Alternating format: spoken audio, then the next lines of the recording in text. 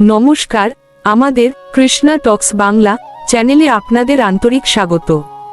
আমরা এক অত্যন্ত গভীর ও অদ্ভুত পৃথিবীতে বাস করছি। আপাত দৃষ্টিতে এই জগৎকে যতটা সরল মনে হয়, বাস্তবে তা ততটাই রহস্যময়ী। আমরা প্রতিনিয়ত যা দেখছি তার আড়ালে কাজ করছে অন্য এক শক্তি। আমরা ইন্দ্রিয় দিয়ে যা অনুভব করি তার গভীরে লুকিয়ে থাকে পরম কোনো সত্য। আজকের এই দীর্ঘ ও বিস্তারিত আলোচনায় আমরা জীবনের সেই গূঢ় রহস্যগুলো উন্মোচন করার চেষ্টা করব। আজকের বিশেষ ভাবনা, মায়ার স্বরূপ ও অমরত্বের পথে আমাদের যাত্রা। ভগবদ্গীতার আলোকে মায়ার পরিচয়।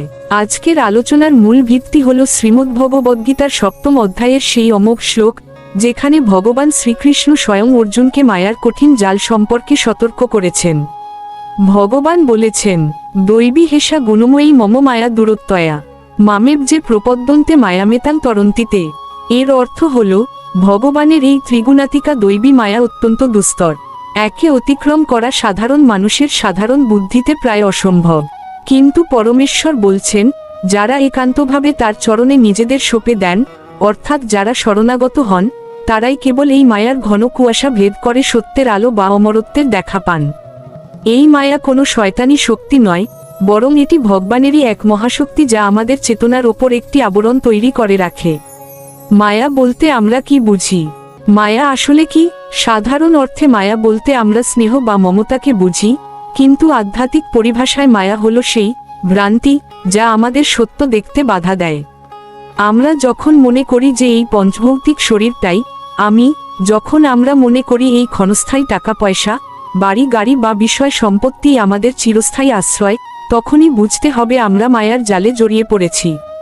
ভেবে দেখুন, সমুদ্রের তীরে বালির ওপর আমরা কত ঘরবাড়ি তৈরি করি, কিন্তু একটি শক্তিশালী ঢেউ এসেই সব মুছে দিয়ে যায়। আমাদের জীবনের এই জড় জগৎও ঠিক তেমনই অস্থির, অথচ এই নশ্বর ও পরিবর্তনশীল জগতেই আমরা স্থায়িত্ব খুঁজি। অমরত্বের পথে যাত্রা শুরু করার প্রথম ও প্রধান শর্ত হল এটি উপলব্ধি করা যে আমরা এই নশ্বর দেহ নই, আমরা অবিনশ্বর আত্মা। মায়া আমাদের এই সহজ সত্যটি ভুলিয়ে রাখে।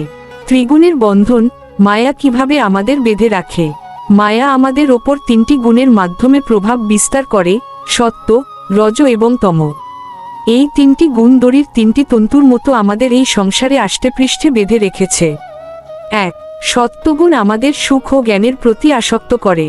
2. রজগুণ আমাদের অন্তহীন বাসনা এবং কর্মের গোলকধাঁধায় ছোটায়। 3. তমগুণ আমাদের আলস্য, মোহ এবং অজ্ঞানতার অন্ধকারে ডুবিয়ে রাখে। এই ত্রিগুণের প্রভাবে আমরা নিজেদের কর্তা মনে করি এবং কর্মফলের চক্রে বারবার আবর্তিত হতে থাকি।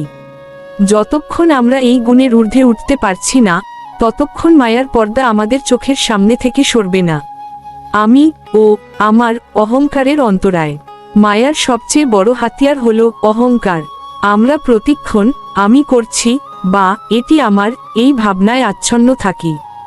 এই মমত্ববোধ বা আমার বলার প্রবণতাই আমাদের মুক্তিকে আটকে দেয়। আধ্যাত্মিক পথে অগ্রসর হতে হলে আমাদের বুঝতে হবে যে এই জগতে আমরা কেবল কিছুদিনের অতিথি। যা কিছু আমরা অর্জন করছি তা প্রকৃতিরই অংশ এবং একদিন প্রকৃতির কাছেই ফিরে যাবে। যখনই আমরা আমি থেকে আপনি অর্থাৎ ভগবানের দিকে দৃষ্টি ফেরাব, তখনই মায়ার বাঁধন আলগা হতে শুরু করবে। দৃষ্টির বিভ্রম ও জাগতিক মরীচিকা। মায়াকে অনেক সময় মরুভূমির মরীচিকার সাথে তুলনা করা হয়। তৃষ্ণার্ত হরিণ যেমন বালির ওপর সূর্যের আলোর প্রতিফলনকে জল মনে করে তার পেছনে ছুটে ক্লান্ত হয়ে পড়ে, আমরাও তেমনি এই অনিত্য জগতের ক্ষণিক সুখের পেছনে ছুটে বেড়াই। আমরা ভাবি এই পদমর্যাদা, এই ক্ষমতা আমাদের চিরকাল তৃপ্তি দেবে, কিন্তু মায়া আমাদের সেই মরীচিকার জালে আটকে রাখে। যখন আমরা বুঝতে পারি যে এই তৃষ্ণা জড় জগতে মেটার নয়, তখনই আমাদের অন্তরে পরমাত্মার প্রতি ব্যাকুলতা তৈরি হয়। এই বোধোদয়ই হল মায়ার প্রভাব থেকে মুক্তির প্রথম ধাপ। শরণাগতি, মায়া জয়ের একমাত্র পথ। মায়া যেহেতু ভগবানেরই শক্তি, তাই মানুষের পক্ষে নিজের চেষ্টায় একে জয় করা প্রায় অসম্ভব। যেমন কারাগারের চাবি যেমন কারারক্ষীর কাছে থাকে, তেমনি মায়ার এই কারাগার থেকে মুক্তির চাবি রয়েছে সেই পরমেশ্বরের হাতে। শ্রীকৃষ্ণ গীতায় স্পষ্ট বলেছেন, যারা মামেব যে প্রপদ্যন্তে অর্থাৎ যারা কেবল তার শরণাগত হয়, মায়া তাদের জন্য পথ ছেড়ে দেয়। শরণাগতি মানে অলসতা নয়, বরং নিজের সমস্ত কর্মফল ভগবানের চরণে নিবেদন করা। যখন আমরা বুঝতে পারি যে আমাদের জীবনের প্রতিটি নিঃশ্বাস তার কৃপায় চলছে, তখনই আমাদের হৃদয় থেকে মায়ার অন্ধকার দূর হতে থাকে। অমরত্ব বলতে আমরা কি বুঝি? অনেকেই মনে করেন অমরত্ব মানে কি এই রক্ত মাংসের শরীরে চিরকাল বেঁচে থাকা, কিন্তু তা কখনোই সম্ভব নয়, কারণ যা জন্মায় তার মৃত্যু অনিবার্য। প্রকৃত অমরত্ব হল জন্ম মৃত্যুর এই যন্ত্রণাদায়ক চক্র থেকে চিরতরে মুক্তি লাভ করা। এই মায়ার সংসারে আমরা বারবার ফিরে আসি আমাদের অতৃপ্ত বাসনা পূরণ করার জন্য, কিন্তু বাসনা তো আগুনের মতো, এতে যত ভোগের ঘি ঢালা হয়, আগুনের শিখা তত বেশি জ্বলে ওঠে। অমরত্বের পথে হাঁটতে হলে আমাদের এই তীব্র আসক্তি ত্যাগ করতে হবে। যখন আমরা প্রতিটি কর্ম নিজের স্বার্থে না করে ভগবানের সন্তুষ্টির জন্য করব, তখনই আমরা ধীরে ধীরে মায়ার জাল ছিঁড়তে পারব। এটিই হলো আত্মার প্রকৃত মুক্তি এবং প্রকৃত অমরত্ব। মায়ার জগৎ থেকে সত্যের পথে উত্তরণ। অমরত্বের পথে যাত্রা মানে এই জগৎ ত্যাগ করে বনে যাওয়া নয়, বরং এই জগতের মধ্যেই থেকে অনাস্ত হওয়া। পদ্মপাতা যেমন জলে থেকেও ভেজে না, তেমনি আমাদেরও এই সংসারে থেকেও ভগবানের চিন্তায় ডুবে থাকতে হবে। প্রতিদিনের কাজগুলো করতে হবে কর্তব্যের খাতিরে, কিন্তু ফলের আশা না করে। যখনই আমাদের অন্তরে এই বোধ জাগ্রত হবে যে আমি ভগবানের এবং ভগবান আমার, তখনই মায়ার কুয়াশা সরে গিয়ে জ্ঞানের সূর্য উদিত হবে। নিত্য ও অনিত্যের বিচার। আমাদের প্রতিদিনের জীবনে একটি অভ্যাস গড়ে তোলা উচিত, তা হল বিবেক। নিত্য এবং অনিত্যের মধ্যে পার্থক্য করতে শেখাই হলো বিবেক। যা আজ আছে কিন্তু কাল থাকবে না, তা হলো অনিত্য। আর যা কাল কালান্তর ধরে অপরিবর্তিত থাকে, তা হলো নিত্য। ঈশ্বর এবং আমাদের আত্মা হলো নিত্য। মায়া আমাদের কেবল অনিত্য জিনিসের প্রতি আকৃষ্ট করে। এই বিবেকের আলোকে যখন আমরা জীবনকে দেখতে শুরু করব, তখন অমরত্বের পথ আমাদের সামনে পরিষ্কার হয়ে উঠবে। আপনার জীবনের ছোট ছোট মুহূর্তগুলোকে আধ্যাত্মিক জ্ঞানে ভরিয়ে তুলুন। মনে রাখবেন, ঘোর অন্ধকারের পরেই আলোর দেখা মেলে। আজকের এই গভীর মায়া ও অমরত্বের আলোচনা নিয়ে আপনার যদি কোনো ব্যক্তিগত অভিজ্ঞতা থাকে বা কোনো জিজ্ঞাসা থাকে, তবে তা অবশ্যই কমেন্টে জানাতে ভুলবেন না। আপনাদের প্রতিটি সুচিন্তিত মতামত আমাদের এই আধ্যাত্মিক যাত্রাকে আরও সমৃদ্ধ ও সার্থক করে তুলবে। প্রতিদিন রাত 8টায় কৃষ্ণা টক্স বাংলা চ্যানেলের এই ধরনের ধর্মীয় ও আধ্যাত্মিক আলোচনা শুনতে ভুলবেন না। আমাদের এই ভক্তির বার্তা যদি আপনার হৃদয়ে বিন্দুমাত্র শান্তি দিয়ে থাকে, তবে চ্যানেলটি লাইক করুন এবং যারা এই জ্ঞান শুনতে আগ্রহী, তাদের সাথে শেয়ার করুন। আমাদের পরিবারের সদস্য হতে চ্যানেলটি সাবস্ক্রাইব করে সবসময় পাশে থাকুন। এই আলোচনা বিনীতভাবে নিবেদন করলেন শ্রীমিলন দেবনাথ। হরে কৃষ্ণ। ওম নমো ভগবতে বাসুদেবায়। আশা করি সবাই ভালো আছেন। আজকে আমরা শ্রীমদ্ভগবদ্গীতার 18টি অধ্যায় এর পূর্ণাঙ্গ আধ্যাত্মিক আলোচনার চেষ্টা করব। আপনারা কয়েকটি মিনিটে ধৈর্য সহকারে শ্রীমদ্ভাগবত গীতা সম্পূর্ণটা শুনুন।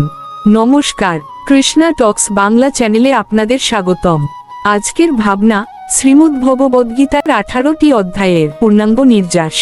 আজ আমরা কোনো সাধারণ কাহিনী নয়, বরং খোদ পরমেশ্বর ভগবান শ্রীকৃষ্ণের মুখনিসৃত অমৃতবাণীর সেই দিব্য ভ্রমণে বের হব, যা গত 5000 বছর ধরে কোটি কোটি দিশেহারা মানুষকে আলোর পথ দেখিয়ে আসছে।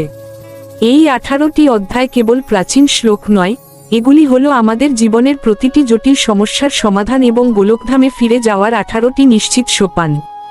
আসুন, হৃদয়ের সমস্ত ভক্তি ও একাগ্রতা দিয়ে আমরা এই সুগভীর সারাংশটি অনুভব করি। অধ্যায় 1, অর্জুন বিষাদ যোগ। কুরুক্ষেত্রের সেই বিশাল রণপ্রাঙ্গণে যখন পাণ্ডব ও কৌরব পক্ষ মুখোমুখি, ঠিক যুদ্ধের পূর্ব মুহূর্তে মহাবীর অর্জুন নিজের পিতামহ, গুরু এবং ভাইদের সামনে দেখে মায়ার মোহে আচ্ছন্ন হলেন। তার গান্ডীব হাত থেকে খসে পড়ল, তিনি বিষাদে ভেঙে পড়লেন। এই অধ্যায় আমাদের শেখায় যে জীবনের বড় কোনো সিদ্ধান্ত বা কঠিন কর্তব্যের সামনে দাঁড়িয়ে ভয়, দ্বিধা বা মায় পথ হারানো মানুষের সহজাত স্বভাব। কিন্তু সেই বিষাদকে আঁকড়ে ধরে বসে থাকলে চলে না। অর্জুনের এই মানসিক সংকটই হল গীতার সূচনার বীজ, যা আমাদের শেখায় অন্ধকার থেকেই আলোর যাত্রা শুরু হয়। অধ্যায় 2, সাংখ্য যোগ। এই অধ্যায়কে গীতার সারসংক্ষেপ বলা হয়। এখানে ভগবান অর্জুনকে আত্মার অবিনাশী ধর্মের কথা বলেছেন। তিনি বুঝিয়েছেন, শরীর জীর্ণ বস্ত্রের মতো, যা আমরা ত্যাগ করি, কিন্তু আত্মা অমর। নৈনং ছিন্দন্তি শাস্ত্রাণি আত্মাকে অস্ত্র কাটতে পারে না, আগুন পোড়াতে পারে না। এই অধ্যায় আমাদের মৃত্যুভয় থেকে মুক্ত করে জীবনের প্রকৃত ভিত্তি স্থাপন করে। ভগবান এখানে স্থিতপ্রজ্ঞ হওয়ার শিক্ষা দিয়েছেন, অর্থাৎ সুখ দুঃখে বিচলিত না হয়ে কিভাবে পাথরের মতো অটল থাকতে হয়, তাই হলো এই অধ্যায়ের পরম প্রাপ্তি। অধ্যায় ৩, কর্মযোগ। মানুষ কর্ম ছাড়া এক মুহূর্তও থাকতে পারে না, কিন্তু অধিকাংশ মানুষ কর্ম করে ফলের আশায়, যা তাকে বন্ধনে ফেলে। ভগবান এখানে শিখিয়েছেন নিষ্কাম কর্মযোগ। কাজ করুন কেবল কর্তব্য জ্ঞানে, ফলের প্রত্যাশা ত্যাগ করে। যখন আপনি নিজের কাজকে ভগবানের সেবা মনে করে করবেন, তখন সেই কর্মই আপনার মুক্তির কারণ হবে। কর্ম ত্যাগ করা বড় কথা নয়, কর্মের প্রতি আসক্তি ত্যাগ করাই হল প্রকৃত সাধনা। অধ্যায় ৪, জ্ঞানযোগ। জ্ঞান ও কর্মের অপূর্ব সমন্বয় এই অধ্যায় বর্ণিত। ভগবান এখানে তার অবতার তত্ত্বের রহস্য উন্মোচন করেছেন। যোদা যোদা হি ধর্মস্য গ্লানির্ভবতি ভারত। তিনি জানিয়েছেন, দিব্য জ্ঞানই হল পরম পবিত্র বস্তু, যা মানুষের সমস্ত পাপ ও অজ্ঞানতাকে ভস্মীভূত করে দেয়। কেবল বই পড়ে নয়, উপযুক্ত গুরুর কাছে বিনম্রভাবে জিজ্ঞাসা করে যে জ্ঞান অর্জিত হয়, তাই মানুষকে মোহ সমুদ্র থেকে পার করে দেয়। অধ্যায় ৫, কর্মসন্ন্যাস যোগ। বাইরে থেকে কর্মে লিপ্ত থেকেও অন্তরে কিভাবে সন্ন্যাসী হওয়া যায়, এটি এই অধ্যায়ের মূল কথা। অনেকে মনে করেন ঘর বাড়ি ছেড়ে বনে যাওয়াই ত্যাগ, কিন্তু ভগবান বলছেন আসক্তি ত্যাগ করাই আসল সন্ন্যাস। পদ্মপাতা যেমন জলে থেকেও ভেজে না, তেমনি যে ব্যক্তি নিজের কর্মফল ভগবানের চরণে অর্পণ করেন, জগতের কোনো পঙ্কিলতা তাকে স্পর্শ করতে পারে না। অধ্যায় ৬, ধ্যানযোগ। মন হলো আমাদের সবচেয়ে বড় শত্রু, আবার এই মনই হতে পারে আমাদের পরম বন্ধু। এই অধ্যায় ভগবান মনকে নিয়ন্ত্রণ করার জন্য ধ্যানের পথ দেখিয়েছেন। উপযুক্ত আহার বিহার এবং অভ্যাসের মাধ্যমে কিভাবে চঞ্চল মনকে ভগবানের জ্যোতিতে স্থির করা যায়, তা এখানে বিশদভাবে বলা হয়েছে। যার মন শান্ত ও একাগ্র, তার কাছে এই জগৎ ব্রহ্মময় হয়ে ওঠে। অধ্যায় ৭, জ্ঞান বিজ্ঞান যোগ। এই অধ্যায় ভগবান তার ঐশ্বরিক বিভূতি এবং প্রকৃতির রহস্য ব্যাখ্যা করেছেন। তিনি দেখিয়েছেন যে মাটি, জল, আগুন, বায়ু, আকাশ, মন, বুদ্ধি এবং অহংকার, এই ৮টি উপাদানে তার অপরা প্রকৃতি গঠিত। তিনি জানিয়েছেন, জগতে যা কিছু সুন্দর, যা কিছু শক্তিশালী, তার মূলে তিনিই বিরাজমান। এই পরম বিজ্ঞানটি জানলে মানুষের আর কিছু জানার বাকি থাকে না। অধ্যায় ৮, অক্ষর ব্রহ্ম যোগ। মৃত্যু ও পরলোকের গভীর রহস্য এখানে উন্মোচিত। মৃত্যুর সময় মানুষের মনে যে চিন্তা থাকে, সে সেই গতি প্রাপ্ত হয়। তাই ভগবান অর্জুনকে নির্দেশ দিয়েছেন, মামনুষর যুদ্ধ চ, অর্থাৎ আমাকে স্মরণ করো এবং নিজের যুদ্ধ অর্থাৎ কর্তব্য পালন করো। সারা জীবন ভগবানের নিরন্তর নামস্মরণ করলে অন্তিমকালে মোক্ষ লাভ নিশ্চিত হয়। অধ্যায় ৯, রাজবিদ্যা রাজগুহ্য যোগ। এটি হল পরম গোপনীয় এবং অত্যন্ত পবিত্র জ্ঞান। ভক্তির অসীম শক্তির কথা এখানে পরম মমতায় বর্ণিত হয়েছে।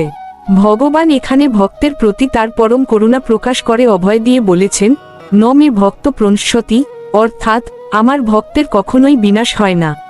তিনি জানিয়েছেন, এক বিন্দু জল, একটি ফুল বা একটি তুলসী পাতাও যদি কেউ ভক্তিভরে তাকে দেয়, তিনি তা পরম আদরে গ্রহণ করেন। ভক্তি হল রাজপথ, যাতে কোনো বাধা নেই। অধ্যায় ১০, বিভূতি যোগ। সমগ্র সৃষ্টির অগণিত বৈচিত্র্যের মধ্যে ভগবানের বিশেষ প্রকাশগুলো এখানে বর্ণিত। তিনি বলেছেন, নদীর মধ্যে তিনি গঙ্গা, পর্বতের মধ্যে হিমালয়, নক্ষত্রের মধ্যে চাঁদ এবং মানুষের মধ্যে তিনি চেতনা। এই অধ্যায় পাঠ করলে আমরা বুঝতে পারি যে এই বিশাল বিশ্বের প্রতিটি ধূলিকণা এবং শ্রেষ্ঠত্বের প্রতিটি উপাদানে ভগবানের দিব্য রূপই প্রকাশিত হচ্ছে। অধ্যায় ১১, বিশ্বরূপ দর্শন যোগ। অর্জুনের পরম আগ্রহে করুণাময় কৃষ্ণ তার অখিল ব্রহ্মাণ্ডব্যাপী বিশ্বরূপ প্রদর্শন করলেন।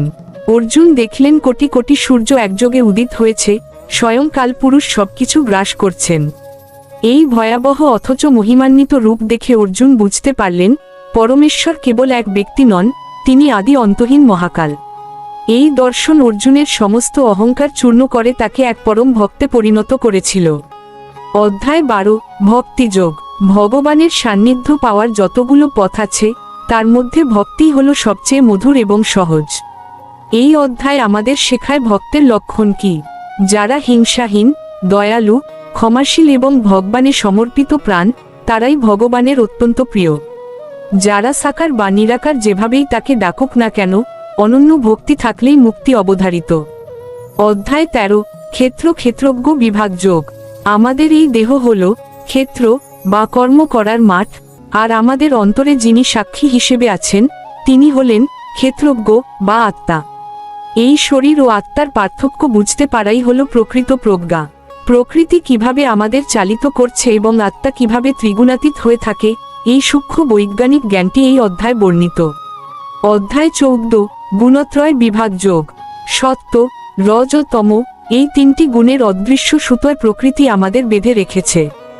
আমাদের স্বভাব, খাদ্যাভ্যাস এবং আচরণ এই গুণগুলোর দ্বারাই নির্ধারিত হয়। ভগবান শিখিয়েছেন কিভাবে এই গুণগুলোর ঊর্ধ্বে উঠে গুণাতীত হতে হয়। যিনি গুণের অতীত হতে পারেন তিনিই কেবল পরমানন্দ লাভ করতে সক্ষম। অধ্যায় 15, পুরুষোত্তম যোগ। এই সংসারকে এক ঊর্ধ্বমূল ও নিম্নশাখা বিশিষ্ট অশ্বত্থ গাছের সাথে তুলনা করা হয়েছে, যার মূল হল স্বয়ং ভগবান। এই মায়ামো গাছের আসক্তি থেকে মুক্ত হওয়ার জন্য বৈরাগ্যের কুঠার প্রয়োজন। ভগবান এখানে নিজেকে পুরুষোত্তম হিসেবে ঘোষণা করেছেন এবং জানিয়েছেন যে জগৎ ও জীবের পরম আশ্রয়স্থল একমাত্র তিনিই। অধ্যায় 16, দৈবাসুর সম্পদ বিভাগ যোগ। আমাদের ভেতরে দুটি শক্তির নিরন্তর লড়াই চলছে, দৈবী এবং আসুরিক। ক্ষমা, শৌচ, অহিংসা ও সত্য হল দৈবী সম্পদ, যা মানুষকে দেবত্বের পথে নিয়ে যায়। অন্যদিকে দম্ভ, দর্প, ক্রোধ ও অজ্ঞানতা মানুষকে পশুর স্তরে নামিয়ে আনে। এই অধ্যায় আমাদের নিজের চরিত্র গঠনের শ্রেষ্ঠ শিক্ষা দেয়। অধ্যায় 17, শ্রদ্ধাত্রয় বিভাগ যোগ। আমাদের ভক্তি, আহার এবং দান সবকিছুই আমাদের অন্তরের শ্রদ্ধার ওপর নির্ভর করে। সাত্ত্বিক আহার ও শ্রদ্ধা আমাদের চিত্ত শুদ্ধ করে, রাজসিক শ্রদ্ধা চঞ্চলতা আনে এবং তামসিক শ্রদ্ধা আমাদের অন্ধকারে ফেলে। ভক্তির ক্ষেত্রে আন্তরিকতা ও শুদ্ধতার গুরুত্ব এই অধ্যায় বিশেষভাবে বলা হয়েছে। অধ্যায় 18, মোক্ষ সংন্যাস যোগ। এটি হল গীতার মহিমা ও উপদেশের সমাপ্তি।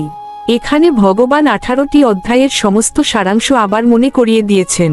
ত্যাগের প্রকৃত অর্থ যে কর্মফল ত্যাগ, তা এখানে স্পষ্ট করা হয়েছে। ভগবানের চূড়ান্ত আশ্বাস, সর্বধর্মান পরিত্যজ্য মামেকং শরণ বর্জ, অর্থাৎ সব দুশ্চিন্তা ত্যাগ করে কেবল তার চরণে আত্মসমর্পণ করলেই সব পাপ থেকে মুক্তি এবং পরম শান্তি লাভ হয়। এটি আমাদের জীবনের প্রতিটি পদক্ষেপকে আলোয় ভরিয়ে দেওয়ার এক নিখুঁত মানচিত্র। এই 18টি সোপান পার হতে পারলে মানুষের জীবনে আর কোনো অপ্রাপ্তি থাকে না। আজকের এই পূর্ণাঙ্গ আলোচনা যদি আপনার হৃদয় ভক্তির সামান্যতম প্রদীপ জ্বেলে থাকে, তবেই আমাদের এই পরিশ্রম সার্থক হবে। এই ভিডিওটি আপনার বন্ধু ও পরিবারের সাথে শেয়ার করুন, যাতে এই মহাবাণী প্রতিটি ঘরে ঘরে পৌঁছে যায়। প্রতিদিন রাত 8টায় জীবনের সত্য ও সুন্দরের সন্ধান পেতে আমাদের চ্যানেলের সাথেই থাকুন। আপনারা শ্রবণ করছিলেন গীতার 18 অধ্যায়ের দিব্য নির্যাস। এই সম্পূর্ণ পরিবেশনাটি পরমেশ্বর ভগবান শ্রীকৃষ্ণের চরণে এবং আপনাদের সবার হৃদয় ভক্তিভরে নিবেদন করলেন আপনাদের একান্ত প্রিয় শ্রী মিলন দেবনাথ। হরে কৃষ্ণ। নমস্কার, কৃষ্ণা টক্স বাংলা চ্যানেলে আপনাদের স্বাগত। আজ আমরা এক অত্যন্ত গভীর বিষয় নিয়ে আলোচনা করব, যা আমাদের যাপিত জীবনের মূলে কুঠারাঘাত করবে। আজকের ভাবনা, প্রকৃতি যখন শিক্ষক আর মানুষ যখন মোহগ্রস্ত ছাত্র। শ্রীমদ্ভগবদ্গীতায় ভগবান শ্রীকৃষ্ণ বলেছেন, এই জগৎ হলো এক মায়ার সংসার। এখানে প্রতিটি জীব তার কর্মফল অনুযায়ী ভ্রমণ করছে। কিন্তু অদ্ভুত এক সত্য হল, প্রকৃতির তুচ্ছ জীবজন্তু বা পাখিরা যে সচেতনতা প্রদর্শন করে, সৃষ্টির শ্রেষ্ঠ জীব হয়েও আমরা তা হারিয়ে ফেলেছি। কেন পাখিরা প্রতিটি প্রহরে জেগে ওঠে আমাদের ডাক দেয়? কেন পক্ষী হয়েও তারা ধন্য, আর আমরা মানুষ হয়েও রিক্ত? আজ সেই পরম সত্যই আমরা অন্বেষণ করব।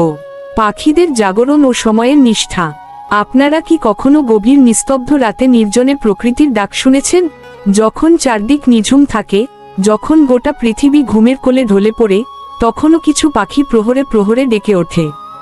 এই যে তাদের সময়ের জ্ঞান, কোনো আধুনিক ঘড়ি বা বিজ্ঞানের যন্ত্র ছাড়াই তারা জানে কখন নিশি অবসান হবে, কখন অরুণোদয় হবে। ভোরের প্রথম আলো ফোটার অনেক আগেই তারা তাদের সুললিত কলকাকলিতে আকাশ বাতাস মুখরিত করে তোলে। এই ডাক আসলে কি? আধ্যাত্মিক ঋষিরা বলেন, এটি কেবল তাদের প্রাকৃতিক ডাক নয়, এটি হলো প্রকৃতির সাথে পরমেশ্বরের এক নিরন্তর ও নিবিড় সংযোগ। তারা প্রতিটি প্রহরে জেগে থেকে যেন উচ্চকণ্ঠে ঘোষণা দেয়, হে জীব, সময় বয়ে যাচ্ছে, আয়ু ফুরিয়ে আসছে, মায়ার ঘুম ত্যাগ করো এবং জেগে ওঠো। তারা যেন ব্রহ্মমুহূর্তের বার্তা নিয়ে আসে, যা আমাদের আধ্যাত্মিক উন্নতির শ্রেষ্ঠ সময়। মানুষের মায়া ও অচেতনার গভীর ঘুম। অথচ সৃষ্টির শ্রেষ্ঠ জীব এবং বিবেকসম্পন্ন হওয়া সত্ত্বেও আমরা মানুষ আজ কি করছি? আমরা কেবল শারীরিক ঘুমে আচ্ছন্ন নই, আমাদের চেতনা আজমোহের গভীর অন্ধকারে নিমজ্জিত। আমাদের দিনগুলো কেটে যাচ্ছে কেবল আহার, নিদ্রা, ভয় আর মৈথুনের পেছনে। যে সময়টুকু আমাদের পরমেশ্বরের সান্নিধ্য লাভের জন্য ব্যয় করার কথা ছিল, সেই সময়টুকু আমরা জাগতিক দুশ্চিন্তা আর সঞ্চয়ের নেশায় নষ্ট করছি। পক্ষী অবুঝ হয়েও প্রতিটি প্রহরের হিসাব রাখছে, তারা জানে সময়ের মূল্য। কিন্তু আমরা মানুষ হয়েও এই দুর্লভ মনুষ্য জনম বৃথাই কাটিয়ে দিচ্ছি। আমরা ভাবি আমাদের হাতে অফুরন্ত সময় আছে, আজ নয় কাল ভজন করব। অথচ প্রতিটি নিঃশ্বাস আমাদের আয়ু থেকে একটি করে মুহূর্ত কেড়ে নিচ্ছে।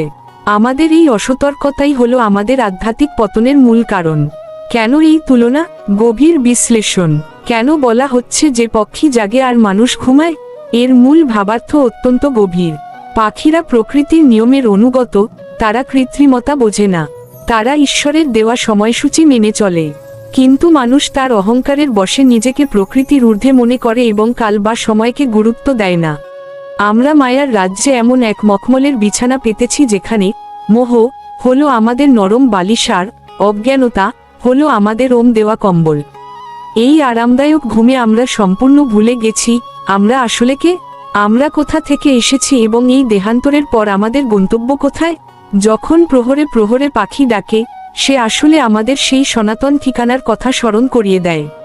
সে আমাদের কানে কানে বলে যায়, ওরে মানুষ, এই সংসার তো পান্থশালা, এখানে স্থায়ী হওয়ার বাসনা ত্যাগ করে আপন আলয়ে ফেরার প্রস্তুতি নে। ভগবান শ্রীকৃষ্ণের শিক্ষা ও আমাদের বর্তমান অবস্থা। কুরুক্ষেত্রের প্রান্তরে ভগবান শ্রীকৃষ্ণ যখন অর্জুনকে দিব্যাজ্ঞান প্রদান করছিলেন, তখন অর্জুনও কিন্তু এক প্রকার অচেতনার ঘোরে বা মোহাচ্ছন্ন অবস্থায় ছিলেন। তিনি নিজের রাজধর্ম এবং ক্ষত্রিয় কর্তব্য ভুলে গিয়ে মোহের বশবর্তী হয়ে গান্ডীব ত্যাগ করেছিলেন। আজকের সাধারণ মানুষের অবস্থাও ঠিক অর্জুনের মতো। আমাদের চারপাশের অতি তুচ্ছ জীবজন্তু তাদের সহজ ধর্ম পালন করছে, সূর্য ঠিক সময়ে উঠছে, নদী বয়ে যাচ্ছে, পাখিরা ডাকছে। কিন্তু আমরাই কেবল আমাদের আসল ধর্ম, অর্থাৎ সনাতন ধর্ম বা ভগবানের সেবা এবং আত্মোন্নতি ভুলে বসে আছি। ভগবান গীতায় বারবার নির্দেশ দিয়েছেন, উত্তিষ্ঠৎ জাগ্রত, অর্থাৎ উঠে দাঁড়াও, মোহমুক্ত হও এবং নিজের স্বরূপকে জানো। প্রকৃতি যখন শিক্ষক পাখিদের বিশ্বাস। একটু ভাবলে অবাক হতে হয়, পাখিরা কি কখনো আগামীকাল কি খাবে তা নিয়ে দুশ্চিন্তা করে? তারা কি কোনো গুদামঘরে শস্য জমা করে রাখে? না, তারা পরমেশ্বরের ওপর পূর্ণ বিশ্বাস রেখে প্রহরে প্রহরে আনন্দগান গায়। তারা জানে, যিনি জীবন দিয়েছেন, আহারের ব্যবস্থাও তিনিই করবেন। আর আমরা মানুষ, আমাদের ব্যাংকে টাকা আছে, ঘরে অন্য আছে, তবুও আমরা আগামী 10 বছরের দুশ্চিন্তায় বর্তমানের শান্তি বিসর্জন দেই। সারা রাত আমরা চিন্তার অনলে দগ্ধ হই, আর যখন আধ্যাত্মিক জাগরণের সময় হয়, তখন আমরা অচৈতন্য হয়ে পড়ে থাকি। পাখির এই প্রহরে প্রহরে ডাকা আসলে আমাদের অলস মনের ওপর এক একটি চাবুকের আঘাত। তারা আমাদের বিদ্রূপ করে বলে, সময় বয়ে যাচ্ছে, নাম জপ করার এবং পুণ্য অর্জন করার এখনই শ্রেষ্ঠ সময়। ফুরিয়ে গেলে আর ফিরে পাবে না। মায়ার ঘুম ভাঙানোর উপায়। এই অন্ধকার তন্দ্রা থেকে মুক্তি পাওয়ার একমাত্র উপায় হল শ্রীমদ্ভগবদ্গীতার দিব্য স্মরণ গ্রহণ করা। গীতাই হল সেই প্রজ্জ্বলিত আলোকবর্তিকা যা আমাদের মনের চিরকালীন অন্ধকার দূর করতে সক্ষম। আমাদের হৃদয়ে যখন ভক্তির বীজ অঙ্কুরিত হবে, তখনই আমাদের এই আধ্যাত্মিক তন্দ্রা কাটবে। পাখির ডাক যেমন পার্থিব ভোরের আগমন বার্তা দেয়, তেমনি শাস্ত্রপাঠ, সাধুসঙ্গ এবং ভগবানের পবিত্র নাম আমাদের হৃদয়ে পরম জ্ঞানের সূর্যোদয় ঘটায়। আসুন, আজ থেকে আমরা একটু সচেতন হই। প্রকৃতির প্রতিটি ধূলিকণা, প্রতিটি লতা পাতা আমাদের কিছু না কিছু শেখাতে চাইছে। সেই ক্ষুদ্র পাখিটিও যখন প্রতিটি প্রহরে ডেকে ওঠে, তখন সেটি যেন আমাদেরই উদ্দেশ্যে করুণ সুরে মিনতি করে, ওরে মানুষ, কত কাল আর ঘুমাবি? এবার নয়ন মেলো, গোবিন্দের রূপ দেখো, তার চরণে শরণ নাও। জীবনের শেষ প্রহরটি আসার আগেই যদি আমরা না জাগি, তবে এই অমূল্য মানব জীবন কেবল এক দীর্ঘ ঘুমের স্বপ্ন হয়েই শেষ হয়ে যাবে।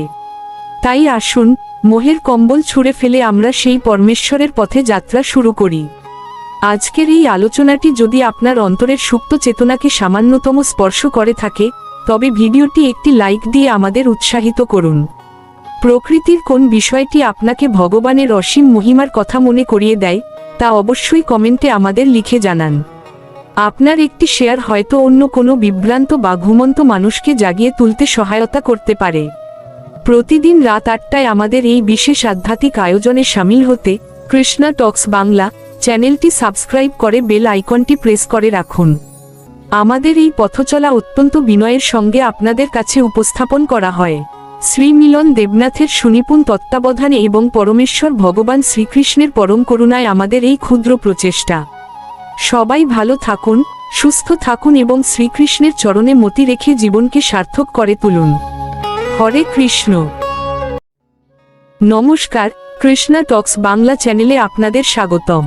আজকের এই বিশেষ আয়োজনটি আমাদের সবার প্রাণের আধার পরমেশ্বর ভগবান শ্রীকৃষ্ণের মুখনিসৃত অমৃতবাণী শ্রীমদ্ভগবদ্গীতার শুভ আবির্ভাব তিথি বা গীতা জয়ন্তী নিয়ে। একটি বইয়েরও জন্মদিন হয়, শুনতে সাধারণ মনে হলেও শ্রীমদ্ভগবদ্গীতা কোনো সাধারণ গ্রন্থ নয়। এটি জগতের একমাত্র গ্রন্থ যা কোনো মানুষের লেখা নয়, বরং স্বয়ং ভগবানের কণ্ঠস্বর। আজ আমরা জানব কেন 5000 বছরেরও বেশি সময় ধরে এই গীতা আজও আমাদের প্রতিটি নিঃশ্বাসের সঙ্গী হয়ে আছে। গীতার জন্মদিন মানে কি? আমরা যখন কারো জন্মদিন উদযাপন করি, তখন আমরা একটি নির্দিষ্ট তারিখ বা বছরের কথা ভাবি। কিন্তু গীতার জন্মদিন কোনো সীমাবদ্ধ কালখণ্ড নয়। গীতার জন্ম মানে হল মানবজাতির চরম মোহ, অন্ধকার এবং বিষাদের মধ্যে একটি চিরন্তন দিব্য আলোর প্রকাশ।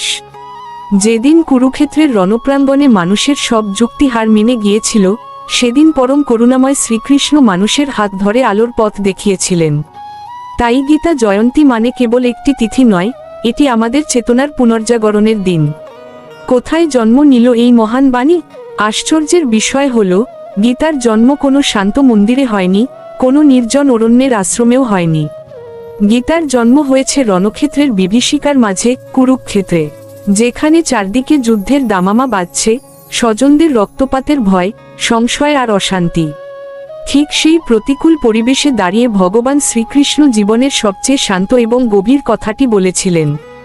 এর গভীর অর্থ হল, আমাদের জীবন যখন অশান্তির আগুনে জ্বলবে, তখনই গীতা আমাদের হৃদয়ে শান্তির প্রলেপ দেবে। কেন যুদ্ধক্ষেত্রকেই বাছা হলো এই আবির্ভাবের জন্য? অনেকে প্রশ্ন করেন, ভগবান কেন অর্জুনকে শান্ত কোনো জায়গায় নিয়ে গিয়ে উপদেশ দিলেন না?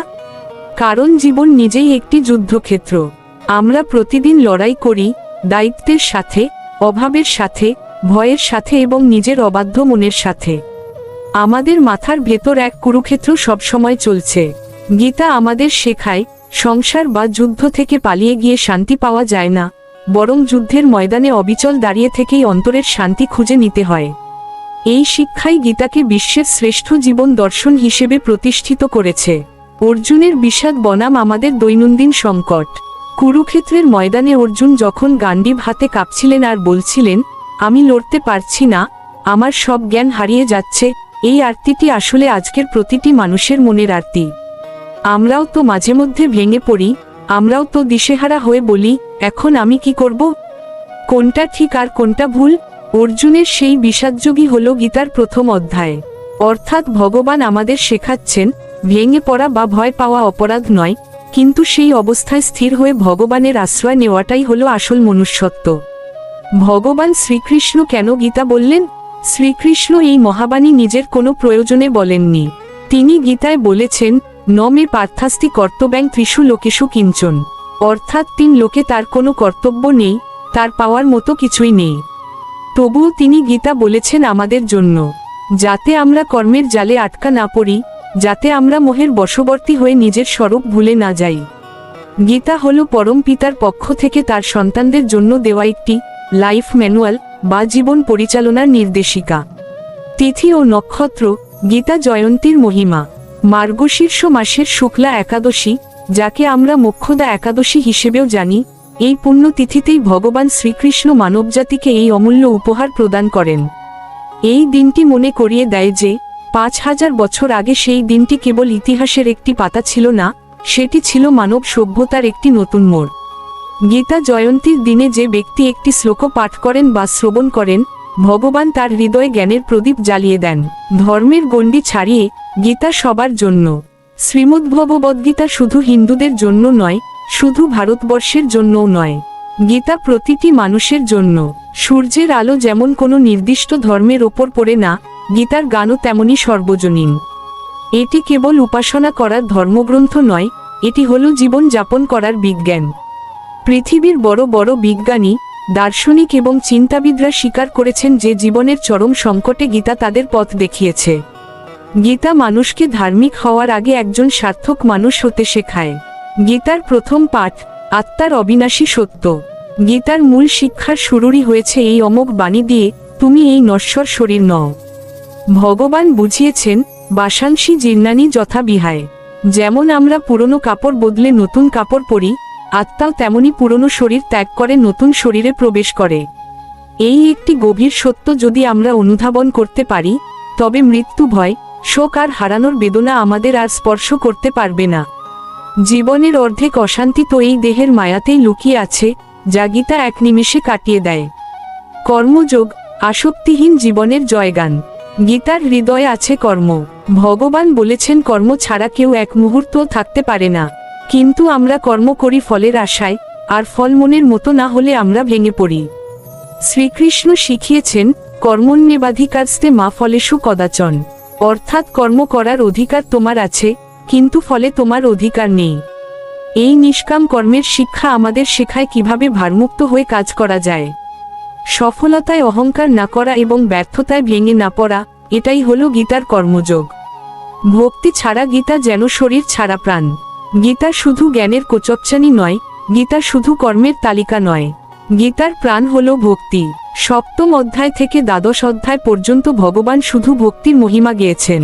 তিনি বলেছেন, ভক্তা মাম্ভিজানাতি। ভক্তির মাধ্যমেই আমাকে চেনা যায়। জ্ঞান আমাদের বুঝিয়ে দেয় ঈশ্বর আছেন, কিন্তু ভক্তি আমাদের শেখায় আমরা তার এবং তিনি আমাদের। ভক্তি ছাড়া জ্ঞান শুষ্ক হয়ে যায়, আর ভক্তি যুক্ত হলে জীবন মধুময় হয়ে ওঠে। আধুনিক জীবনের জটিলতা ও গীতার সমাধান। আজকের মানুষ সব পেয়েও অশান্ত। কেন? কারণ সে জানে না সে কেন বাঁচছে। আমরা গ্যাজেট পেয়েছি কিন্তু শান্তি হারিয়েছি। গীতা আমাদের জীবনের উদ্দেশ্য চিনিয়ে দেয়। আজকের স্ট্রেস বা মানসিক চাপের প্রধান ওষুধ হলো গীতা। এটি আমাদের শেখায় কিভাবে বর্তমানের প্রতিটি মুহূর্তে উপস্থিত থাকতে হয় এবং ভগবানের ওপর পূর্ণ বিশ্বাস রেখে নিজের দায়িত্ব পালন করতে হয়। গীতা পড়লে মানুষ বুঝতে পারে সে একা নয়, স্বয়ং ঈশ্বর তার রথের সারথি হয়ে আছেন। দুঃখের দিনে গীতার নিবিড় সাহচর্য। যেদিন চারদিকের সব পথ বন্ধ হয়ে যায়, যেদিন আপনজনও মুখ ফিরিয়ে নেয়, সেদিন গীতা কথা বলে ওঠে। গীতা তখন কানে কানে বলে, মা শুচ, অর্থাৎ শোক করো না। গীতা কোনো অলীক কল্পনা দেয় না, বরং জীবনের রূঢ় বাস্তবতাকে হাসিমুখে গ্রহণ করার শক্তি যোগায়। পৃথিবীর কোনো কাউন্সিলর আপনাকে সেই শান্তি দিতে পারবে না, যা গীতার একটি শ্লোক পাঠ করলে আপনি অনুভব করবেন। গীতার জন্মদিন আমাদের কি শিক্ষা দেয়? এই দিনটি কেবল প্রদীপ ঝালানো বা ফুল দিয়ে সাজানোর দিন নয়। এই দিনটি আমাদের মনে করিয়ে দেয় যে, আমরা কি গীতাকে কেবল আলমারিতে সাজিয়ে রেখেছি, নাকি জীবনে প্রয়োগ করছি। যদি আমরা আমাদের রাগকে নিয়ন্ত্রণ করতে না পারি, যদি আমরা হিংসা ত্যাগ করতে না পারি, তবে গীতা পড়া সার্থক হবে না। গীতার জন্মদিন তখনই সার্থক হবে যখন আমাদের ভেতরে একটুখানি কৃষ্ণভাব জাগ্রত হবে। গীতা পাঠ বনাম গীতা যাপন। অনেকে তোতা পাখির মতো শ্লোক মুখস্থ করেন, কিন্তু গীতা পাঠ মানে কেবল শব্দের উচ্চারণ নয়। গীতা পাঠ মানে হলো প্রতিটি শ্লোককে নিজের জীবনের সাথে মিলিয়ে দেখা। অর্জুন যখন গীতা একটি শ্লোক শুনেছিলেন, তিনি তার জীবন বদলে ফেলেছিলেন। আমরা যদি একটি শ্লোক জীবনে ধারণ করতে পারি, যেমন সুখ দুঃখকে সমান দেখা, তবে আমাদের জীবন বদলে যেতে এক মুহূর্ত সময় লাগবে না। কেন গীতা কখনো পুরনো হয় না? 5000 বছর আগের বলা কথা আজও কেন এত প্রাসঙ্গিক? কারণ মানুষের মৌলিক সমস্যাগুলো কখনো বদলায় না। সেই কালেও ভয় ছিল, আজও আছে। সেই কালেও লোভ ছিল, আজও আছে। অহংকার আর মোহ তখনও মানুষকে বিভ্রান্ত করত, আজও করে। সময়ের সাথে পোশাক বদলেছে, প্রযুক্তি বদলেছে, কিন্তু মানুষের মন বদলায়নি। তাই গীতা হলো একটি চিরকালীন প্রেসক্রিপশন, যা সব যুগের সব রোগের মহৌষধ। গীতার জন্ম আজও প্রতিদিন হয়। আপনারা কি জানেন গীতার জন্ম আজও প্রতিদিন হচ্ছে? যেদিন কোনো হতাশায় ডুবে যাওয়া মানুষ গীতার একটি শ্লোকের মাঝে নতুন করে বাঁচার আশা খুঁজে পায়, সেদিন গীতার নতুন জন্ম হয়। যেদিন কোনো লোভী মানুষ গীতা পাঠ করে ত্যাগের পথ বেছে নেয়, সেদিন গীতার নতুন জন্ম হয়। গীতা কেবল প্রাচীন ইতিহাস নয়, গীতা হলো প্রতিদিনের নবীন সত্য। আমাদের জীবনে গীতার প্রকৃত স্থান। বন্ধুরা, গীতা কেবল আলমারিতে লাল কাপড় দিয়ে মুড়িয়ে রাখার বস্তু নয়, গীতা হলো আমাদের জীবনের চালিকা শক্তি। গীতা সাজিয়ে রাখার জিনিস নয়, গীতা হলো বুক পকেটে রাখার মতো একটি কম্পাস, যা ভুল পথে গেলে আমাদের সঠিক পথের সংকেত দেয়। আমাদের সন্তানদের হাতে মোবাইল দেওয়ার আগে যদি আমরা গীতার শিক্ষা তুলে দিতে পারি, তবে ভবিষ্যতে তাদের আর কোনো মোটিভেশনাল স্পিকারের প্রয়োজন হবে না। শেষ অনুভব ও প্রতিজ্ঞা। আজ গীতার এই শুভ জন্মদিনে আসুন আমরা সবাই একটি বিশেষ প্রতিজ্ঞা করি। আসুন আমরা গীতাকে কেবল পূজা না করে জীবনে ধারণ করার চেষ্টা করি। দিনে অন্তত একটি করে শ্লোক পড়ি এবং তার অর্থ নিয়ে মনন করি। যদি আপনার হৃদয় শ্রীকৃষ্ণের বাণীতে সিক্ত হয়, তবেই এই গীতা জয়ন্তীর উদযাপন সার্থক হবে। মনে রাখবেন, গীতাই হলো সেই রথ যা আমাদের মায়ার জগৎ থেকে গোবিন্দের অভয় চরণে পৌঁছে দেবে। আজকের এই পুণ্যময় আলোচনাটি যদি আপনার অন্তরে ভগবানের ভক্তির সঞ্চার করে থাকে, তবে ভিডিওটি একটি লাইক দিন। গীতার কোন শ্লোকটি আপনার জীবন বদলে দিয়েছে বা আপনার সবচেয়ে প্রিয়, তা কমেন্টে আমাদের লিখে জানান। আপনার একটি শেয়ার হয়তো কোনো পথভ্রষ্ট মানুষের মনে আশার আলো জ্বালাতে পারে। প্রতিদিন রাত 8টায় আমাদের এই বিশেষ আধ্যাত্মিক আয়োজনে শামিল হতে কৃষ্ণা টক্স বাংলা চ্যানেলটি সাবস্ক্রাইব করে বেল আইকনটি প্রেস করে রাখুন। আমাদের এই পথচলা অত্যন্ত বিনয়ের সঙ্গে আপনাদের কাছে উপস্থাপন করা হয় শ্রী মিলন দেবনাথের সুনিপুণ তত্ত্বাবধানে এবং পরমেশ্বর ভগবান শ্রীকৃষ্ণের পরম করুণায় আমাদের এই ক্ষুদ্র প্রচেষ্টা। সবাই ভালো থাকুন, সুস্থ থাকুন এবং শ্রীকৃষ্ণের শরণাগত হয়ে জীবন কাটান। হরে কৃষ্ণ। নমস্কার, কৃষ্ণা টক্স বাংলা চ্যানেলের সকল সুহৃদ ও ভক্তমণ্ডলীকে জানাই আন্তরিক প্রীতি ও শুভেচ্ছা। আজ আমাদের আলোচনার মূল সুর হল হৃদয় হৃদয় মধুর মিলন। মহাভারতের বনপর্বে আমরা দেখেছি, জাগতিক জীবনের নানা ধাঁধার ভিড়ে মানুষ যখন পথ হারায়, তখন পরমেশ্বর কোনো না কোনো সংকেতের মাধ্যমে আমাদের পথ দেখান। আজকের এই বিশেষ নিবেদন আমাদের চেতনার ওপর জমে থাকা ধুলোবালি সরিয়ে সেই পরম মিলনের পথ প্রশস্ত করার এক অনন্য প্রচেষ্টা। আমরা চারপাশে তাকালে দেখি প্রকৃতি আমাদের নিরন্তর শিক্ষা দিয়ে চলেছে, কিন্তু প্রশ্ন হল, আমরা কি সেই সংকেত গ্রহণ করতে পারছি? আজ আমরা আলোচনা করব প্রকৃতির সেই অবুঝ পাখিদের নিয়ে, যারা প্রহরে প্রহরে জেগে ওঠে আমাদের সেই মধুর মিলনের সংকেত দেয়, অথচ আমরা মায়ার গভীর ঘুমে অচেতন হয়ে রিক্ত রয়ে গেছি। পাখিদের বিরহ ও মিলনের সুর। আপনারা কি কখনো ভেবে দেখেছেন, গভীর রাতে যখন সারা পৃথিবী নিস্তব্ধ, তখন কেন কিছু পাখি হঠাৎ ডেকে ওঠে? শাস্ত্রীয় দৃষ্টিতে একে কেবল জৈবিক প্রয়োজন বলা যায় না, এটি হলো বিরহী আত্মার মিলনের আকুতি। পাখিরা প্রহরে প্রহরে ডেকে ওঠার মাধ্যমে আসলে পরমাত্মার সাথে তাদের হৃদয়ের মিলনের ঘোষণা দেয়। কোনো ঘড়ি বা আধুনিক বিজ্ঞানের সাহায্য ছাড়াই তারা জানে নিশি অবসান হতে আর কত দেরি। তারা সময়ের এই অমোঘ ধারাকে চেনে। তাদের এই ডাক আসলে একটি প্রার্থনা, হে প্রভু, রাত ফুরিয়ে আসছে, সূর্যোদয়ের সাথে সাথে যেন তোমার মহিমা প্রচার করতে পারি। এই পাখিরা প্রকৃতির সেই সেবক, যারা প্রতিটি প্রহরে আমাদের হৃদয় করাঘাত করে বলে, সময় চলে যাচ্ছে, হে জীব, মায়ার ঘুম ছেড়ে এবার গোবিন্দের সাথে মিলনের উৎসবে জাগো। মানুষের হৃদয় অচেতনার দেয়াল, অথচ সৃষ্টির সেরা জীব মানুষ আজ হৃদয় হৃদয় মিলনের পরিবর্তে বিভেদ আর মোহের প্রাচীর তুলে দিয়েছে। আমরা কেবল শরীরের ঘুমে আচ্ছন্ন নই, আমরা আসলে অহংকারের গভীর ঘুমে অচেতন। আমাদের প্রতিটি দিন কেটে যাচ্ছে জাগতিক সঞ্চয় আর অনিত্য দুশ্চিন্তার পেছনে। যে হৃদয় শ্রীকৃষ্ণের বাঁশি বাজার কথা ছিল, সেখানে আজ কাম, ক্রোধ আর লোভের চিৎকার। পক্ষী অবুঝ হয়েও প্রকৃতির ছন্দে নিজের হৃদয়কে মিলিয়ে দেয়, আর আমরা মানুষ হয়েও এই মনুষ্য জনম বৃথাই কাটিয়ে দিচ্ছি। আমরা ভাবি আমাদের হাতে অনেক সময় আছে, অথচ প্রতিটি মুহূর্ত আমাদের আয়ু কেড়ে নিয়ে আমাদের মৃত্যুর দিকে এগিয়ে দিচ্ছে। আমরা ভুলে গেছি যে এই হৃদয়ের প্রকৃত মালিক হলেন শ্রীহরি। কেন এই ভিন্নতা? কেন বলা হচ্ছে পক্ষী জাগে আর মানুষ ঘুমায়? কারণ পাখিরা বর্তমান মুহূর্তে বাঁচে, তারা প্রকৃতির নিয়মের সাথে একাত্ম। কিন্তু মানুষ তার কল্পিত ভবিষ্যতের ভাবনা এবং অতীতের অনুশোচনায় বর্তমানকে হারিয়ে ফেলে। আমরা মায়ার রাজ্যে এমন এক আরামদায়ক বিছানা পেতেছি যেখানে মোহ হলো আমাদের বালিশ আর অজ্ঞানতা হলো আমাদের ভারী কম্বল। এই তন্দ্রাচ্ছন্ন অবস্থায় আমরা ভুলে গেছি আমাদের আদি উৎস এবং আমাদের পরম গন্তব্য। পাখি যখন প্রহরে প্রহরে ডাকে, সে আসলে আমাদের সেই বিস্মৃত গন্তব্যের কথা স্মরণ করিয়ে দেয়। সে আমাদের বলে, ওরে মানুষ, তুই যা খুঁজছিস তা বাইরে নয়, তোর হৃদয়ের মণিকোঠায় আছে। জাগো, তবেই তো সেই মধুর মিলন সম্ভব হবে। শ্রীমদ্ভগবদ্গীতায় আমরা দেখি, অর্জুন যখন কুরুক্ষেত্রের রণক্ষেত্রে বিষাদগ্রস্ত হয়ে পড়েছিলেন, তিনিও কিন্তু এক মায়ার ঘুমে আচ্ছন্ন ছিলেন। তিনি ভুলে গিয়েছিলেন তার শাশ্বত ধর্ম। ভগবান শ্রীকৃষ্ণ তখন তাকে জ্ঞানের মাধ্যমে জাগিয়ে তুলেছিলেন।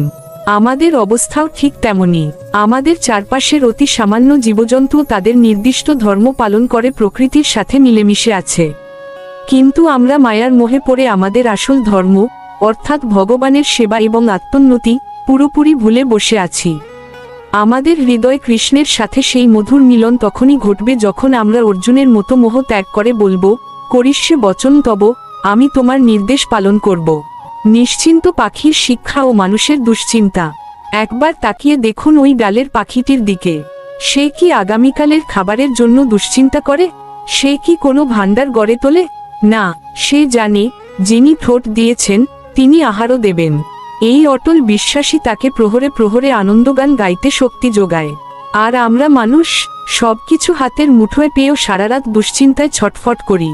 যখন জাগার সময় হয়, অর্থাৎ ব্রহ্মমুহূর্তে যখন ভজনের সময় হয়, তখন আমরা অবসাদে অচেতন হয়ে পড়ে থাকি। পাখির এই প্রহরে প্রহরে ডাকা আমাদের জন্য একটি আধ্যাত্মিক চাবুক। এটি আমাদের অলস মনকে আঘাত করে বলে যে, সময় বয়ে যাচ্ছে, নাম জপ করার এবং পুণ্য অর্জন করার এখনই শ্রেষ্ঠ সময়। ফুরিয়ে গেলে কেবল হাহাকারই অবশিষ্ট থাকবে। হৃদয় মিলন ঘটানোর উপায় কি? এই অচেতনার ঘুম ভাঙাতে হলে আমাদের শাস্ত্রের স্মরণ নিতে হবে। গীতাই হলো সেই আলোকবর্তিকা যা আমাদের হৃদয়ের অন্ধকার কোণগুলোকে আলোকিত করতে পারে। যখন আমাদের ভেতরে অকৃত্রিম ভক্তি জাগ্রত হবে, তখনই আমাদের এই আধ্যাত্মিক তন্দ্রা কাটবে। পাখির ডাক যেমন ভোরের আগমন বার্তা দেয়, তেমনি শাস্ত্রপাঠ এবং ভগবানের নাম আমাদের হৃদয় জ্ঞানের সূর্যোদয় ঘটায়। তখনই আমরা অনুভব করি, হৃদয় হৃদয় সেই মধুর মিলন, যেখানে পরমাত্মা আর জীবাত্মা এক হয়ে যায়। উপলব্ধি। আসুন, আজ থেকে আমরা প্রকৃতির এই নীরব ভাষাকে বোঝার চেষ্টা করি। প্রতিটি পাখি, প্রতিটি প্রভাত আমাদের এক নতুন সুযোগ দেয়। সেই তুচ্ছ পাখিটিও যখন প্রহরে প্রহরে ডেকে ওঠে, তখন সেটি যেন আমাদের অন্তরে প্রতিধ্বনিত হয়, ওরে মানুষ, কত কাল আর ঘুমাবি? এবার নয়ন মেলো, গোবিন্দের রূপ দেখো, তার নামামৃত পান করো। জীবনের অন্তিম প্রহরটি আসার আগে যদি আমরা সচেতন না হই, তবে এই দুষ্প্রাপ্য মানব জন্ম কেবল বিফল স্বপ্নেই পর্যবসিত হবে। সমাপ্তি নিবেদন। আজকের এই হৃদয় হৃদয় মধুর মিলন এর আলোচনাটি যদি আপনার অন্তরের সুপ্ত চেতনাকে একটুও নাড়া দিয়ে থাকে, তবে ভিডিওটি একটি লাইক দিয়ে আমাদের সাথে যুক্ত থাকুন। প্রকৃতির কোন রূপটি আপনাকে ভগবানের কথা বেশি মনে করিয়ে দেয়, তা আমাদের কমেন্টে জানান। আপনার একটি শেয়ার হয়তো অন্য কোনো বিভ্রান্ত হৃদয়কে শ্রীকৃষ্ণের পথে ফিরিয়ে আনতে সাহায্য করবে। প্রতিদিন রাত 8টায় আমাদের এই বিশেষ আধ্যাত্মিক আয়োজনে শামিল হতে কৃষ্ণা টক্স বাংলা চ্যানেলটি সাবস্ক্রাইব করে বেল আইকনটি প্রেস করে রাখুন। আমাদের এই পথচলা অত্যন্ত বিনয়ের সঙ্গে আপনাদের কাছে উপস্থাপন করা হয়। শ্রী মিলন দেবনাথের সুনিপুণ তত্ত্বাবধানে এবং পরমেশ্বর ভগবান শ্রীকৃষ্ণের পরম করুণায় আমাদের এই ক্ষুদ্র প্রচেষ্টা। সবাই ভালো থাকুন, সুস্থ থাকুন এবং শ্রীকৃষ্ণের চরণে আত্মনিবেদন করে আনন্দময় জীবন কাটান। হরে কৃষ্ণ। নমস্কার, কৃষ্ণা টক্স বাংলা চ্যানেলে আপনাদের স্বাগতম। আজ আমরা অত্যন্ত গভীর এবং জীবনমুখী একটি বিষয় নিয়ে আলোচনা করব, যা আমাদের প্রতিটি পদক্ষেপে বিভ্রান্ত করে, অথচ যার রহস্য উদ্ঘাটন করতে পারলেই আমরা প্রকৃত শান্তির সন্ধান পেতে পারি। আজকের ভাবনা, মায়ার কুয়াশা ও অমরত্বের আলোকবর্তিকা। আমরা আমাদের চারপাশের এই দৃশ্যমান জগতে যা কিছু দেখছি, সুখ দুঃখ, মান অভিমান, ধন সম্পদ, তার প্রায় সবটাই আসলে মায়ার এক নিপুণ খেলা। শাস্ত্র মতে, যা নেই অথচ যা প্রতীয়মান হয়, তাই মায়া। আমরা এই নশ্বর জগৎকে ধ্রুব সত্য বলে মনে করি, আর এখানেই আমাদের জীবনের সমস্ত অশান্তির শুরু। শ্রীমদ্ভগবদ্গীতার 7ম অধ্যায়ের 14 নম্বর শ্লোকে পরমেশ্বর ভগবান শ্রীকৃষ্ণ স্বয়ং মায়ার স্বরূপ ব্যাখ্যা করেছেন। তিনি বলেছেন, দৈবী হেষা গুণময়ী মম মায়া দূরত্বয়া মামেব যে প্রপদ্যন্তে মায়ামেতাং তর্মন্তিতে। অর্থাৎ আমার এই ত্রিগুণাতিকা সত্য রজ ও তম গুণ সম্পন্ন দৈবী মায়া অত্যন্ত শক্তিশালী এবং একে অতিক্রম করা সাধারণ মানুষের পক্ষে প্রায় অসম্ভব। কিন্তু যারা একাগ্র চিত্তে একমাত্র আমার শরণাগত হন, তারাই কেবল এই দুস্তর মায়াসাগর পাড়ি দিতে সক্ষম হন। এখানে একটি প্রশ্ন জাগতে পারে, কেন এই মায়াকে দৈবী এবং দূরত্বয়া বলা হয়েছে? কারণ এই মায়া স্বয়ং ভগবানেরই শক্তি। যেমন সূর্যের আলো ছাড়া অন্ধকারকে বোঝা সম্ভব নয়, তেমনি ভগবানের এই বহিরঙ্গা শক্তি মায়া ছাড়া তার অন্তরঙ্গা শক্তির মহিমা বোঝা কঠিন। এই মায়া আমাদের দুটি প্রধান আবরণে বেঁধে রাখে। একটি হল আরণাতিকা শক্তি, যা আমাদের প্রকৃত স্বরূপকে ঢেকে রাখে, এবং অন্যটি হল বিক্ষেপাতিকা শক্তি, যা আমাদের নশ্বর দেহের সাথে আত্মাকে গুলিয়ে ফেলে এই জগতের বিষয়ের প্রতি আসক্ত করে তোলে। আমরা কেন বারবার শোক আর মোহগ্রস্ত হই? শ্রীমদ্ভগবদ্গীতায় ভগবান বুঝিয়েছেন যে আমাদের দুঃখের মূল কারণ হল অজ্ঞানতা। আমরা ভাবি এই দেহটাই আমি, এই পরিবারই আমার সব, এই সঞ্চিত অর্থই আমার শেষ রক্ষা। কিন্তু শাস্ত্র বলছে এই দেহ পঞ্চভূতে বিলীন হবে, কিন্তু এর ভেতরে থাকা অবিনাশী আত্মা অমর। শ্রীমদ্ভগবদ্গীতার 2য় অধ্যায় বলা হয়েছে, আত্মা কখনো জন্মায় না বা মরে না। অথচ মায়ার প্রভাবে আমরা এই পরিবর্তনশীল জগতের ধ্বংসশীল বস্তুকে আঁকড়ে ধরে অমর হতে চাই। এটি যেন কুয়াশার মধ্যে পথ চলার মতো, যেখানে গন্তব্য অস্পষ্ট থাকে। অমরত্বের পথ কোনো অলৌকিক বা দুর্গম অরণ্যের পথ নয়, এটি হলো অন্তরের শুদ্ধিকরণ। যখন আমরা বুঝব যে আমরা এই দেহের দাতা নই, আমরা কেবল আত্মার বাহক মাত্র, তখনই মায়ার বাঁধন শিথিল হতে শুরু করবে। শ্রীমদ্ভগবদ্গীতার 15তম অধ্যায় ভগবান এই মায়াময় জগৎকে একটি উল্টো অশ্বত্থ গাছের সাথে তুলনা করেছেন, যার মূল উপরের দিকে এবং শাখাগুলো নিচের দিকে। এই গাছের আসক্তি ছেদন করতে প্রয়োজন ত্যাগের এবং ভক্তিরূপ কুঠার। আমাদের প্রতিদিনের জীবনে যখন কোনো বিপদ আসে, তখন আমরা বিচলিত হয়ে পড়ি। মনে রাখবেন, প্রতিটি পরিস্থিতি আসলে ভগবানের পক্ষ থেকে একটি পরীক্ষা। আমরা কি পরিস্থিতির দাসে পরিণত হচ্ছি, নাকি সেই সঙ্গেও পরমাত্মার শরণ নিতে পারছি? ভক্তিযোগ আমাদের শেখায় কিভাবে পদ্মপাতার জলের মতো এই জগতে থেকেও নির্লিপ্ততা থাকা যায়। যেমন পদ্মপাতা জলে থাকে কিন্তু জল তাকে স্পর্শ করতে পারে না, তেমনি ভক্ত মায়ার জগতে থেকেও ভক্তির দ্বারা সুরক্ষিত থাকেন। মায়ার এই অন্ধকার থেকে মুক্ত হয়ে সত্যের আলোতে পৌঁছাতে হলে আমাদের প্রাত্যহিক জীবনে কিছু পরিবর্তন আনা প্রয়োজন। নিয়মিত শাস্ত্র পাঠ, ভগবানের নাম জপ এবং নিঃস্বার্থ সেবা আমাদের চেতনাকে উচ্চতর স্তরে নিয়ে যায়। যখন আমরা হৃদয়ের সবটুকু আকুতি দিয়ে বলি, হে কৃষ্ণ, আমি তোমার শরণাগত, তখন মায়ার পর্দা উন্মোচিত হয় এবং হৃদয় অমরত্বের আলোকবর্তিকা জ্বলে ওঠে। আজকের এই আলোচনা যদি আপনার অন্তরে বিন্দুমাত্র ভাবনার উদ্রেক করে থাকে, তবে আমাদের এই প্রয়াস সার্থক। মায়া ও মুক্তি নিয়ে আপনার কোনো ব্যক্তিগত উপলব্ধি বা জিজ্ঞাসা থাকলে আমাদের কমেন্ট বক্সে অবশ্যই জানাবেন। সনাতন ধর্মের সূক্ষ্ম তত্ত্বগুলো সাধারণ মানুষের কাছে পৌঁছে দেওয়াই আমাদের লক্ষ্য। আপনার কোনো বিশেষ প্রশ্ন থাকলে তা লিখুন, আমরা পরবর্তী ভিডিওতে সেই বিষয়ে শাস্ত্রীয় আলোকপাত করার চেষ্টা করব। এই ধরনের গভীর আধ্যাত্মিক আলোচনা এবং শাস্ত্রীয় জ্ঞান লাভের জন্য আমাদের চ্যানেলটি সাবস্ক্রাইব করে সঙ্গে থাকুন। ভিডিওটি ভালো লাগলে লাইক করুন এবং আপনার প্রিয়জনদের সাথে শেয়ার করে ধর্মের এই বাণী ছড়িয়ে দিন। মনে রাখবেন, প্রতিদিন রাত 8টায় কৃষ্ণা টক্স বাংলা চ্যানেলে আমাদের পূর্ণাঙ্গ ধর্মীয় আলোচনা প্রচারিত হয়। জীবনের অস্থিরতা কাটিয়ে আধ্যাত্মিক প্রশান্তি লাভ করতে প্রতিদিন আমাদের এই আলোচনার সঙ্গ নিন।